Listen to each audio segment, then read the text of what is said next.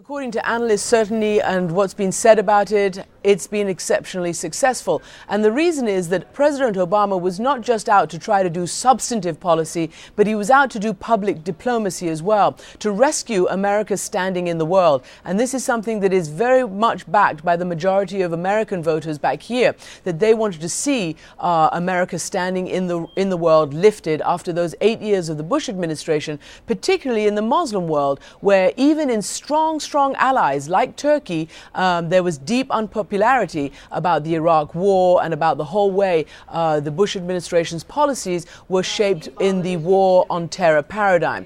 So President Obama came to Turkey not just because it was a Muslim nation, but because it was a very important strategic ally, being a fundamental founder and partner in NATO. So he basically said to the parliament yesterday that the United States wants a new page in relations with the Muslim world. And then he also talked to students at a roundtable in Istanbul today, where he said that, look, the United States is turning a page. It wants to have a new dialogue with the whole world, including the Muslim world. But he also pointed out to big, ambitious policy challenges that he wants to push forward.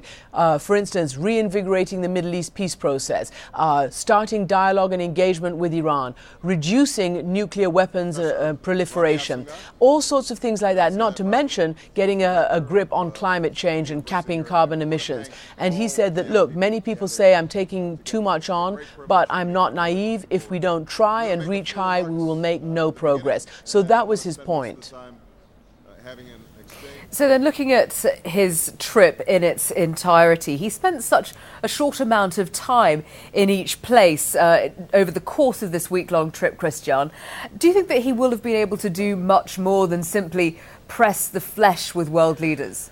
Yes. This is obviously, though, just an introductory meeting. He's obviously had all the phone calls with all these leaders from his inauguration on until now. But this is a major trip of 8 days plus, less than 100 days into his administration. He didn't just sort of flit by. He spent some 2 days in England, 2 days between France and Germany for the NATO summit, 2 days in Istanbul, obviously a short trip to Prague.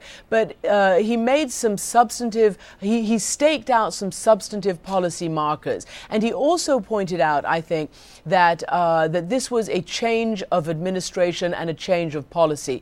Particularly one student in Turkey today in the roundtable in Istanbul asked him, are you just a different face, or are the policies of the United States going to be the same? And he pointed out that, look, time will tell, but already on Iraq, on the Middle East peace process, on Iran and things like that, on climate change, I've already staked out a new American policy on that. When it comes to, though, fighting Al-Qaeda and terrorism, I remain committed to what we have to do, and that is to fight that fight. Obviously on issues of major substance, such as at the Global Economic Summit, the G20, he didn't get all that he wanted. He didn't get all the stimulus that he wanted from the other countries. There was pushback from France and from Germany.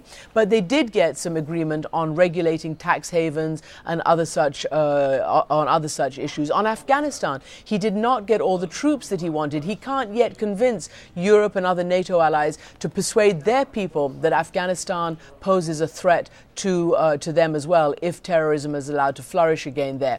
But he did get promises of money and reconstruction and development aid, and at least some troops for the short term to guarantee the safety at the elections in the summer and to try and train Afghan forces.